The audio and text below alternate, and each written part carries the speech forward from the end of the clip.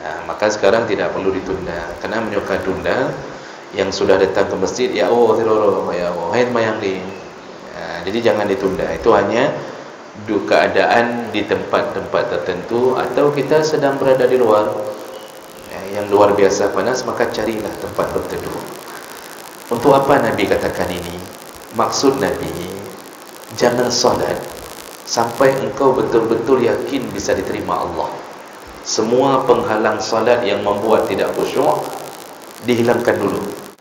Bisa bayangkan kalau matahari dan bulan sudah masuk ke dalam neraka, berapa luasnya neraka itu?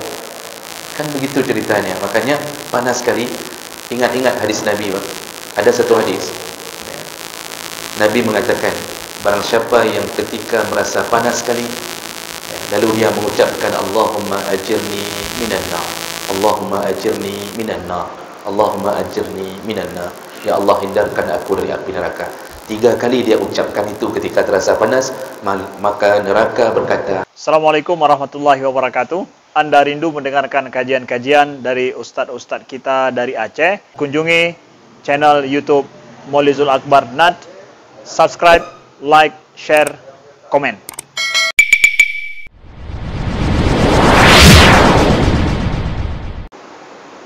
Assalamualaikum warahmatullahi wabarakatuh.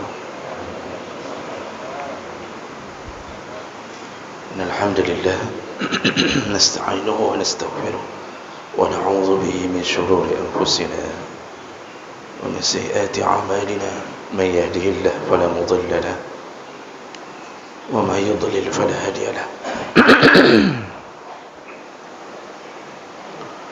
Asyhadu an la ilaha illallah wahdahu la syarika lahu wa asyhadu anna Muhammadan 'abduhu wa rasuluhul karim. Allahumma salli wa sallim ala nabiyyina wa sayyidina al-Mustafa Muhammadin wa ala alihi wa ashabihi ajma'in. Amma ba'd. Rabbi shrah li sadri wa yassir li amri wahlul 'uqdatam min lisani yafqahu qawli. Segala puji bagi Allah, kemudian salawat dan salam pada Rasulullah, pada keluarga dan seluruh sahabat-sahabatnya. Bapak-bapak dan ibu-ibu yang Allah muliakan, insyaAllah kita akan lanjutkan pembahasan masih tentang amalan yang dilakukan Nabi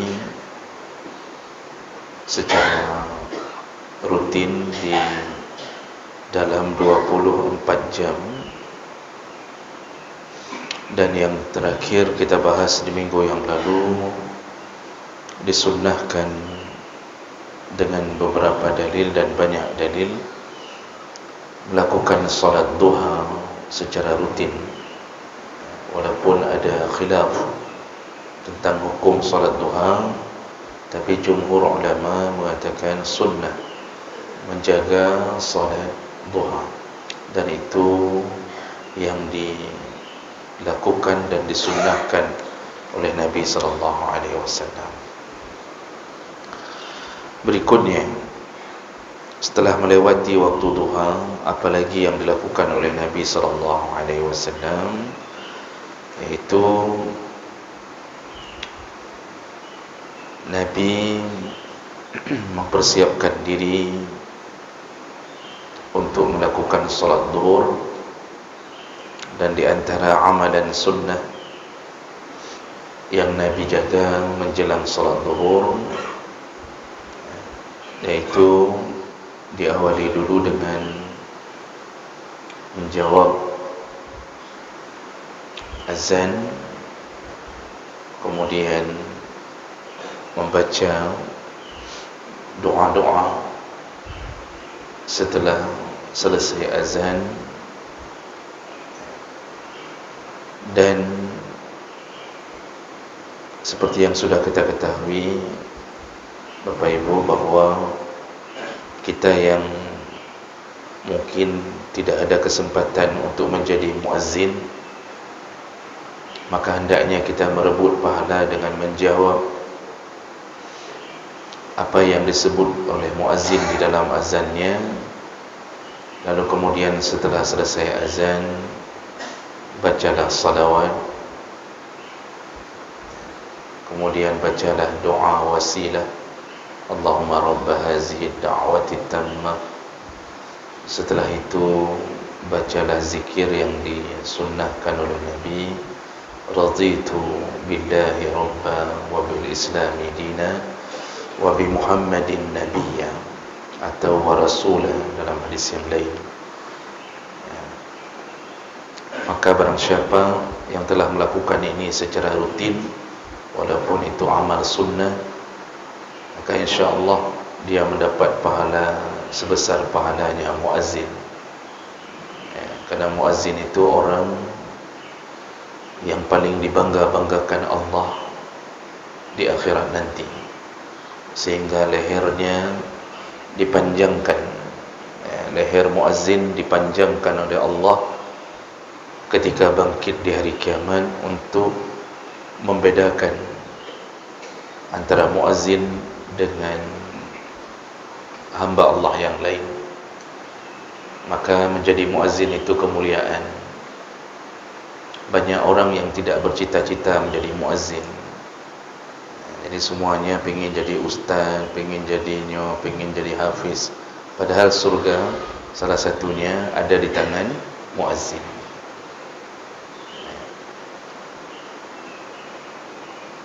Nah, kemudian setelah selesai urusan azan, tadi salawat tadi, itu salawat dibaca oleh si muazzin sendiri dan dibaca oleh orang yang mendengarkan azan. Dan dibaca cukup hanya sekali, dan bukan dibaca di mic lalu sampai dijadikan syair atau salawatan sampai menjelang iqamah. Karena setelah itu sunnahnya adalah melakukan qabliyah, bukan terus-terusan membaca salawat di mic sehingga muazzin hendak sembahyang sunat.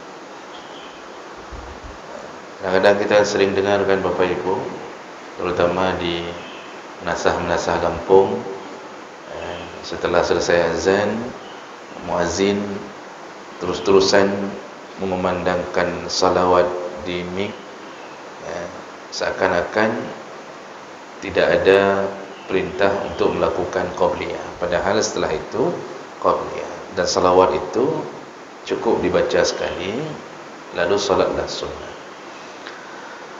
Nah, jadi Nabi SAW setelah menyelesaikan sunnah-sunnah dengan azan duhur, lalu kemudian Nabi menganjurkan dan beliau melakukan untuk melakukan salat qabliyah duhur, boleh 2 rakaat, boleh 4 rakaat, punya fadilah masing-masing. Rasulullah SAW menyebutkan melalui hadis dari Ummu Salamah, hadis riwayat Ahmad, Abu Dawud, Nasa'i, Ibnu Majah. Ummu Salamah isteri Nabi mengatakan, sami'tu Nabi SAW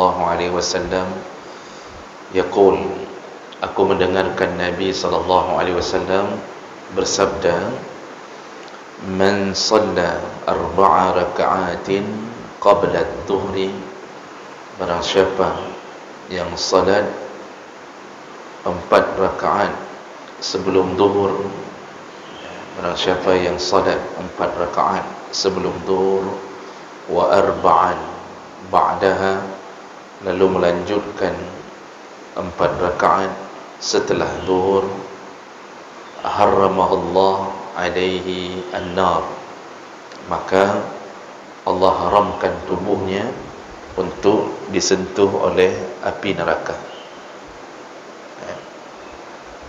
Barang siapa yang menjaga qabliyah zuhur 4 rakaat, lalu menyambung dengan ba'diyah zuhur 4 rakaat, maka Allah haramkan tubuhnya disentuh oleh api neraka. Hadis dengan derajat yang sahih, sebahagian mengatakannya hasan. Nah, Bapak Ibu yang Allah muliakan, ini menjadi salah satu penghalang dari api neraka. Syaratnya lakukan dengan istiqamah, bukan dilahap-lahap, tapi lakukan dengan istiqamah. Tentu besar sekali hadiahnya. Jadi yang istiqamah melakukan ini, dia tidak akan disentuh oleh api neraka. Semua janji Allah menjadi bahagian dari janji Nabi. Janji Nabi adalah janji Allah. Kalau Nabi sudah mengatakan haram, maka haramlah orang ini untuk dimasukkan ke neraka. Jadi kenapa bisa begitu besar hadiahnya? Karena sulitnya mempertahankan amal ini. Ada yang begitu tahu dia sanggup melakukannya, tapi dia bertahan 3 hari. Ada yang bertahan seminggu, hanya tinggal kahanali. Makanya ini bisa dilakukan tentu bagi mereka yang punya waktu dan punya kekuatan dari Allah Subhanahu wa taala. Ada orang yang kuat melakukannya, tidak punya waktu banyak. Ada yang punya waktu, tidak sanggup melakukannya.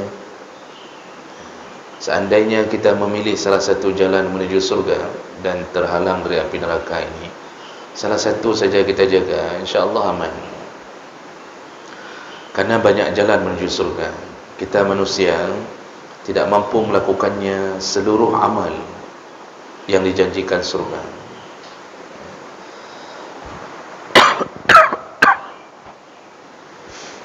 Banyak sekali amalan-amalan penghalang dari neraka, banyak sekali. Kadang-kadang kita terluput dari satu perkara, maka ambillah perkara yang lain. Sedekah menjadi salah satu penutup pintu neraka, walaupun dengan sebiji tamar. Rasulullah mengatakan, ittaqun nara walau bisyaqqi tamrah. Jagalah dirimu dari api neraka, walaupun engkau hanya bersedekah dengan sebiji kurma. Sebiji kurma menutup pintu neraka. Siapa yang bersedekah dengan satu biji kurma, neraka bukan miliknya. Tapi satu biji kurma ini ukuran masa lalu, ukuran ketika tidak ada harta, yang ada cuma kurma, dan kurma itu menjadi sangat berharga baginya di tengah kebutuhan dia, tapi dia tetap memberikannya pada orang lain. Kalau sekarang tidak bisa lagi kita mengandalkan satu biji kurma, karena dalam kulkas kita ada 3 kilo kurma. Roji, begitu orang miskin datang ke depan pintu Rasulullah, Aisyah mencari-cari apa yang bisa diberi. Ternyata yang ditemukan hanya 2 biji kurma. Jadi ketika seorang ibu membawa anaknya menuju ke rumah Rasulullah, berharap sesuatu bisa dimakan, itu orang miskin di masa lalu. Aisyah yang membuka pintu, Rasulullah tidak ada di rumah. Lalu kemudian Aisyah mencari apa yang bisa diberi. Yang ada cuma 2 biji kurma, tidak ada simpanan lain. Aisyah memberi ke ibu ini 2 biji kurma.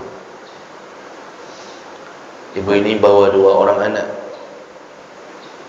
diberikanlah untuk kedua anaknya. Mohon maaf, 3 biji kurma, diberikan yang 2 untuk anaknya satu-satu. Ketika dia mau makan sebiji kurma, ternyata anaknya yang 2 ini meminta lagi. Akhirnya ibu ini membelah kurma itu untuk dibagi lagi ke anaknya. Dia sendiri akhirnya tidak makan. Lalu sepulang Nabi, Aisyah menceritakan pemandangan ini. Kata Rasulullah, ibu itu karena dia telah berbuat baik kepada dua anak perempuannya, maka dua anak perempuannya lah yang menjadi penghalang dari api neraka. Sudah muncul lagi amal soleh yang lain. Jadi bersedekah dengan satu biji kurma tertutup pintu neraka. Itu ukuran dulu. Kalau sekarang sekilo, beli nak ajuk zina kurma ke orang kasin, kita nak ada orang kasin. Kata orang kasin nyo beno kajuk lebih good ke kaya daripada kah kasin. Jadi jangan lagi satu biji kurma, sekarang kasihlah yang ukurannya banyak. Ternyata ibu itu karena sayang sekali pada anaknya sampai dia tidak makan. Rasulullah mengatakan di ujung hadis, ibu itu pun akan terhalang dari pintu neraka karena dia memelihara dan menyayangi dua anak perempuannya. Maka memelihara anak perempuan itu menjadi penghalang pintu neraka. Bagaimana dengan anak laki-laki? Sama sebenarnya. Cuma kenapa Nabi menyebutkan anak perempuan? Karena masa itu perempuan sangat-sangat direndahkan, sangat-sangat dilecehkan. Makanya Nabi mengangkat nama perempuan agar termuliakan. Sampai sekarang perempuan mulia, kecuali mereka yang menghancurkan kemuliaan dirinya sendiri. Jadi banyak jalan untuk menutup pintu neraka. Berulang-ulang kita katakan, barang siapa yang membaca ayat kursi setiap selepas salat 5 waktu, maka ketika dia mati tidak ada yang bisa mencegahnya untuk masuk surga. Berarti ayat kursi menjadi penghalang pintu neraka. Banyak. Hari ini kita dengarkan, barang siapa yang salat 4 rakaat sebelum zuhur lalu ditambah dengan 4 rakaat setelah zuhur, maka Allah haramkan untuk disentuh oleh api neraka. Nah, ini pekerjaan ini otomatis semuanya menjadi 12 rakaat. Kita begitu dengar 12 rakaat, 12 rakaat, boleh kita coba ini.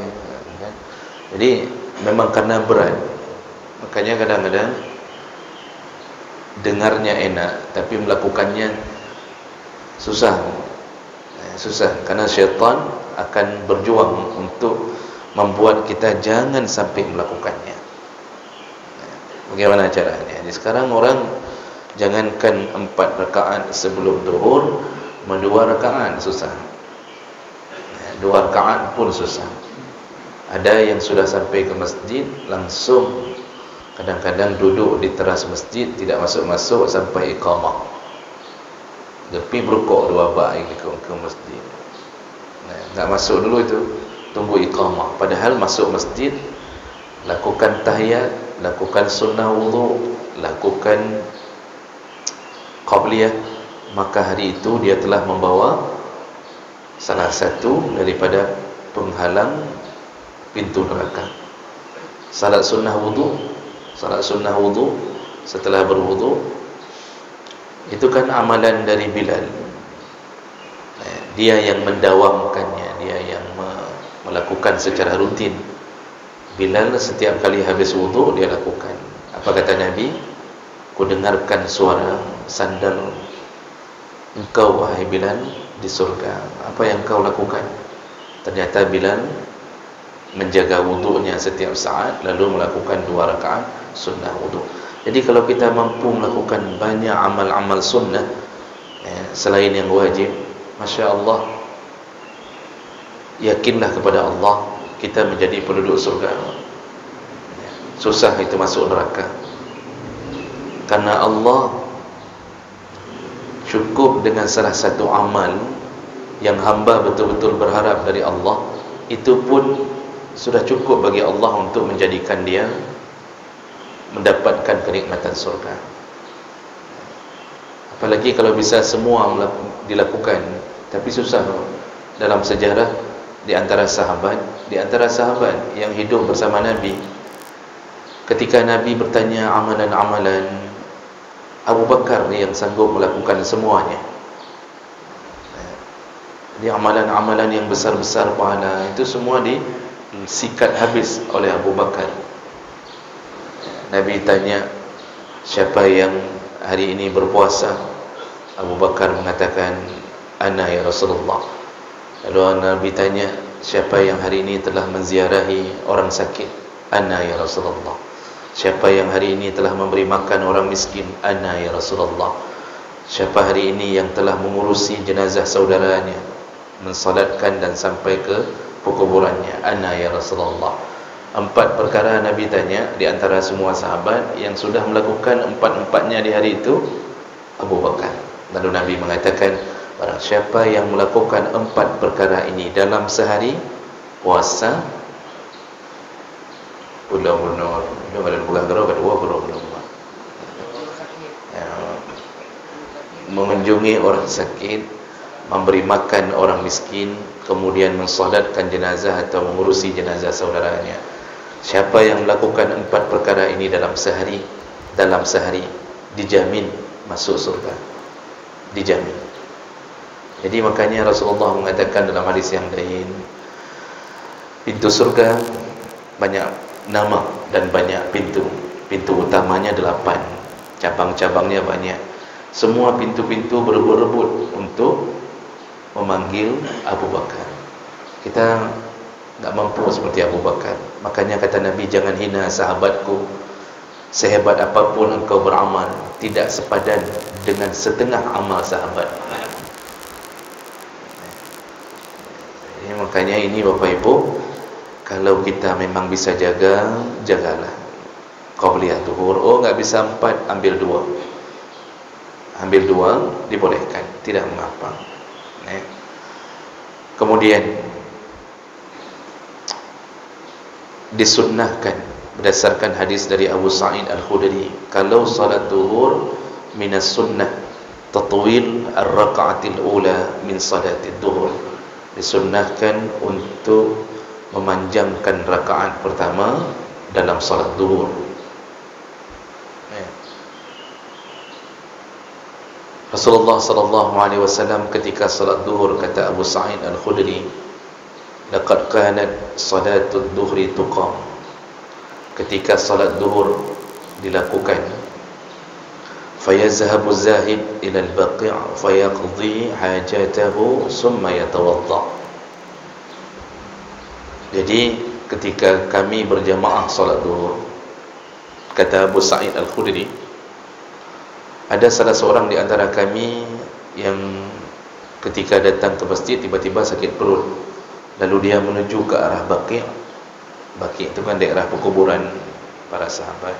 Tapi dia bukan ke kuburannya, bukan ke tanah perkuburan, ke arah Baqi' untuk membuang hajat. Artinya ada daerah yang dia ingin buang hajat. Lalu summa yatawadda, selesai buang hajat, lalu beliau balik untuk berwudu. Summa ya'ti, lalu dia datang lagi untuk masuk ke dalam jamaah yang tertinggal tadi. Wa Rasulullah fi rak'atil ula mimma yutawiluha. Ketika dia datang, Rasulullah masih di dalam rakaat pertama dalam salat zuhurnya. Jadi ada sunnahnya memanjangkan rakaat pertama dalam salat zuhur. Wallahu alam, saya tidak dapatkan keterangan pasti apa hikmahnya, tapi kemungkinan memanjangkan salat zuhur ini untuk menunggu suasana supaya tidak terlalu panas, karena nanti ke depan ada sunnah untuk menunda salat zuhur ketika cuaca sangat mengganggu, artinya terlalu panas. Allah alam, kita tidak tahu apa yang dibalik hikmah, tapi begitu yang Nabi lakukan. Jadi imam pun kalau salat zuhur dibolehkan untuk memanjangkan rakaat pertama. Hikmah yang lain tentu karena orang ketika salat zuhur itu kan banyak yang sibuk, ada yang jualan, pekerjaan. Tentu dia berharap bisa dapat salat mulai dari rakaat pertama. Makanya sama seperti salat subuh. Kenapa salat subuh disuruh panjangkan? Karena orang ada yang terlambat dengan berbagai keadaan. Ada yang baru terjaga, ada yang baru dikejut, ada yang baru taubat, macam-macam. Kalau dia datang, dia dapat rakaat, maka sunnah memanjangkan bacaan dalam salat subuh. Sunnah di semua salat subuh, sunnahnya begitu. Kalau salat subuh selain daripada itu juga untuk menghilangkan bekas-bekas mengantuk di malam hari. Makanya kan kita tadi sebelum datang seperti mengantuk begitu kan. Tapi setelah selesai salat hilang mengantuknya. Kapan mulai mengantuk lagi? Ketika sudah mulai pengajian, mulai mengantuk lagi. Bunuh habis sembahyang gada dengarnya kan. Begitu mulai pengajian sudah mulai mengantuk lagi. Termasuk yang memberi pengajian kata dalam. Jadi Bapak Ibu yang Allah muliakan, semua ada hikmahnya. Agama ini agama baik dan agama terbaik. Semua syariatnya, semua yang dicintai Allah SWT. Berikutnya, yusannu 'inda shiddatil har ta'khir salat ad-dhuhri hatta yankasir al-har. Kalau keadaan zuhur sangat panas, maka dibolehkan untuk menunda sampai panas itu sedikit reda.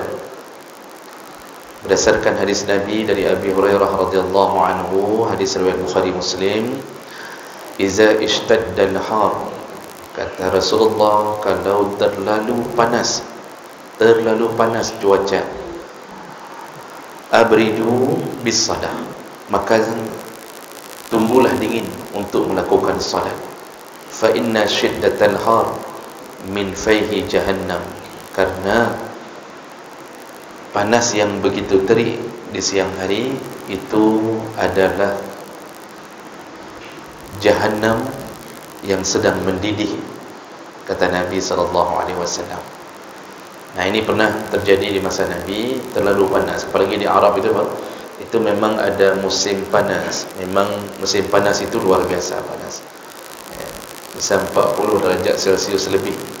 Panas sekali. Sampai sekarang musim panas itu masih berlaku. Kalau nanti musim dingin, itu terlalu dingin. Kita seperti hidup dalam kulkas di musim dingin.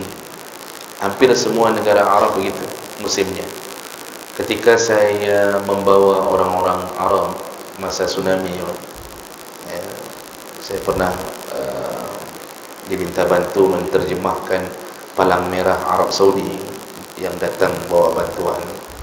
Ada sebulan bersama mereka. Mereka ketika lihat alam kita, ketika lihat keadaan kita, mereka itu bertakbir terus-terusan.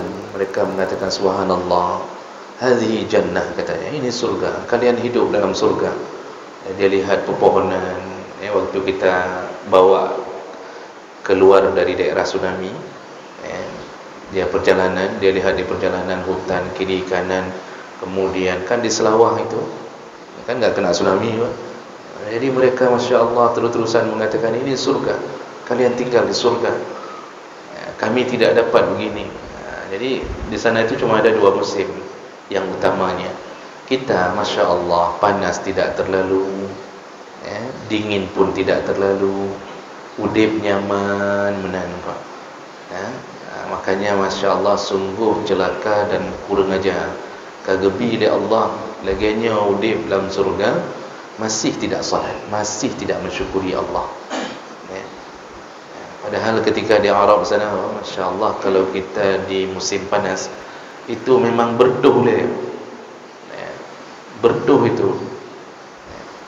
Kami 4 tahun di Mesir itu kalau musim panas ujian itu 2 ujian, ujian tulis dan ujian menahan panas. Makanya panas sekali. Di antara salah satu sunnahnya adalah dibolehkan untuk menunda salat zuhur kalau cuaca terlalu panas. Nah, ini masa Nabi menunda ini pernah terjadi sampai setengah jam lebih Nabi tunda, menunggu matahari tergelincir jauh, jadi tidak lagi membakar orang yang di dalam masjid. Dulu masjid Nabi kan itu pakai pelepah kurma, banyak bolong-bolongnya, tidak ada plafon yang ini, jadi matahari begitu masuk di sini, dinding kanan kiri terbuka, itu langsung membakar ke dalam. Belum lagi isinya cuma pasir dan batu. Jadi tidak bisa salat dengan khusyuk. Itu penyebabnya. Orang yang salat di bawah rasa panas yang sangat kuat, itu enggak bisa salat dengan khusyuk, maka Nabi tunda. Tapi kalau sekarang jangan ditunda lagi, bang. Karena kita sudah aman ni sekarang. Aman, pakai AC, kemudian pakai kipas angin. Hanya alasan dia untuk tunda. Ya, orang masuk ke masjid malah merasa nyaman sekarang. Ya, dulu gitu. Maka sekarang tidak perlu ditunda. Karena menyukai tunda, yang sudah datang ke masjid, ya Allah, ya Allah, hai mayang di. Jadi jangan ditunda. Itu hanya keadaan di tempat-tempat tertentu, atau kita sedang berada di luar, yang luar biasa panas, maka carilah tempat berteduh. Untuk apa Nabi katakan ini? Maksud Nabi, jangan salat sampai engkau betul-betul yakin bisa diterima Allah. Semua penghalang salat yang membuat tidak khusyuk dihilangkan dulu. Makanya jangan sampai salat khusyuk kan, dia enggak peduli, udah salat sudah diterima tidak. Oh, mak tak fikir nyandung, yang penting aku sembahyang. Salah, wah. Berusahalah salat untuk diterima. Maka banyak amalan yang Nabi membolehkan untuk dihilangkan lebih dahulu. Apa kata Nabi? Iza na'asa ahadukum fi salatihi, kalau kalian merasa mengantuk dalam salatnya, dalam salat, lalu tiba-tiba diserang rasa mengantuk, apa kata Nabi? Falyarqud, batalkan salat, tidurlah lebih dahulu. Ya.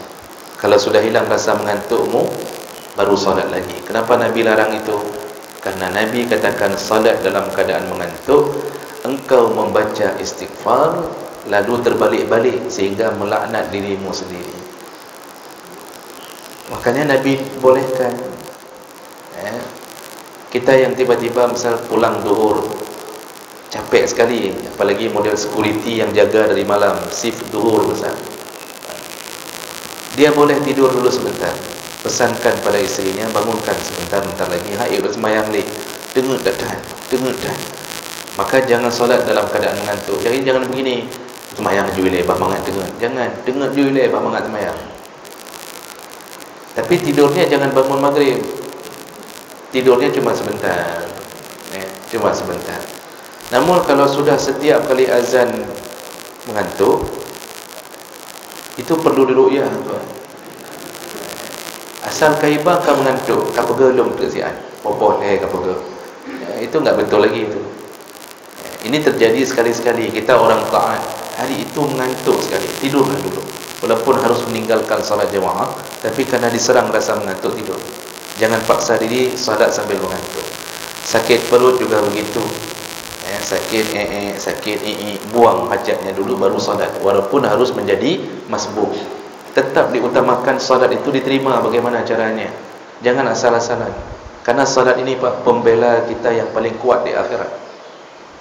Di dalam kubur, dalam hadis dari riwayat Abu Daud, di dalam kuburan, ketika malaikat datang dari sebelah kepala, min qibali ra'sih, dari malaikat datang setelah melalui ujian pertanyaan utama, malaikat datang dari arah kepala, lalu langsung kepala mengatakan, jangan engkau tanya apa-apa dari sini. Jangan engkau tanya apa-apa dari sini. Karena dengan kepala inilah, dengan isi anggota kepala inilah aku membaca Al-Quran. Ketika akhirnya malaikat menghindar dari kepala, datang dari arah tangan. Tangan langsung berkata, jangan engkau tanya apa-apa dari tangan ini, karena tangan inilah yang dulu bersedekah. Akhirnya malaikat datang min qibali rijlik, datang dari arah kaki. Kaki kemudian berseru, jangan tanya apa-apa dari kaki ini, karena kaki inilah dulu yang datang ke masjid untuk menegakkan salat. Dari alam kubur kita sudah dibela oleh salat. Maka salatlah dengan benar. Dibolehkan menunda salat kalau kemungkinan untuk tidak bisa khusyuk dengan panas. Lalu isyarat kedua, Nabi mengisyaratkan rasa panas yang engkau terima, kalau terlalu panas, ketahuilah itu Jahannam sedang mendidih. Ini selama ini kita rasakan Pak, Jahannam sedang mendidih. Jahannam mendidih Pak, panasnya sampai ke sini. Yang kita tidak tahu Jahannam itu di mana. Bukan di awan, bukan di bawah matahari, bukan di atas matahari. Itu sudah main di atas langit. Jahannam, Masya Allah, Jahannam mendidih. Dunia begitu panasnya. Bagaimana kalau dimasukkan ke dalam Jahannam yang begitu luasnya, sampai matahari dan bulan itu dimasukkan ke Jahannam. Bisa bayangkan kalau matahari dan bulan sudah masuk ke dalam neraka, berapa luasnya neraka itu. Kan begitu ceritanya. Makanya panas sekali. Ingat-ingat hadis Nabi, Pak. Ada satu hadis, Nabi mengatakan, barang siapa yang ketika merasa panas sekali, lalu dia mengucapkan Allahumma ajirni minan nar, Allahumma ajirni minan nar, Allahumma ajirni minan nar, ya Allah hindarkan aku dari api neraka. 3 kali dia ucapkan itu ketika terasa panas, maka neraka berkata, ya Allah hindarkanlah dia dariku, selamatkanlah dia dariku. Itu hadis. Makanya ketika suumtan, orang kan cuma mengucapkan aku suumtan juda, begitu cuma ucapannya. Sekarang rubah tambah ucapannya, Pak. Ya Allah hindarkanlah aku dari api neraka. Pakai ajirna lebih bagus. Jadi kita niatkan untuk keluarga kita, untuk kaum muslimin, Allahumma ajirna minan nar. Makanya ini didengarkan doa itu oleh Allah, didengarkan oleh neraka. Neraka berdoa, semoga kita tidak menjadi penghuninya dengan permohonan kita kepada Allah. Yang terakhir, ini akan betul-betul terakhir. Sunnah hukumnya baik sebelum zuhur atau ba'da zuhur melakukan qailulah, yaitu tidur sejenak. Tidur sejenak. Rasulullah sallallahu alaihi wasallam mengatakan, hadis dari Ibnu Abbas, riwayat Ibnu Majah, ista'inu ala siyamin nahar bisahur. Tolonglah dirimu untuk bisa puasa di siang hari dengan sahur. Ini kalimat pertamanya, maksudnya sunnah sahur. Sunnah sahur untuk menolong puasa. Maksud menolong puasa, selain kuat, juga keberkahannya yang sebenarnya diinginkan. Orang yang sahur itu berkah. Kalau kuat belum tentu, karena makin banyak makan sahur, makin gak kuat puasa. Bapak makan sahur 3 piring, nyan poh 10 kadeti aja, Pak. Tapi orang yang sahur karena taat pada Allah dan Nabi, barakah Allah berikan. Di situ kuatnya. Dia sanggup solat duha, dia sanggup ini, sanggup itu barakah sahur. Maka sunnah melakukan sahur. Kemudian wa ala qiyamil laili bil qailulah. Tolonglah dirimu untuk bisa melakukan solat malam dengan melakukan qailulah, yaitu tidur sejenak, baik setelah sebelum zuhur atau setelah zuhur. Pilih di antara dua, karena ada 2 pendapat. Jadi tidur ini untuk menyelisihi syaitan, sekaligus untuk bisa bangun malam. Itu kuncinya, qailulah. Rasulullah mengatakan dalam hadis Anas bin Malik, qilu fa inna syaitan la yaqil. Tidurlah siang sebentar, karena syaitan tidak pernah tidur siang. Jadi tujuannya kita selisihi syaitan. Maka yang tak pernah tidur siang adalah syaitan. Lalu terakhir, hadis sahih dari Ibnu Jabir, naumu awwalin nahar kharq. Tidur di awal siang kebodohan. Tidur di pertengahan siang itu kebaikan. Wa akhiruhu humuk. Dan tidur di akhir siang adalah salah satu dari kepandiran. Pandirnya berat bangai.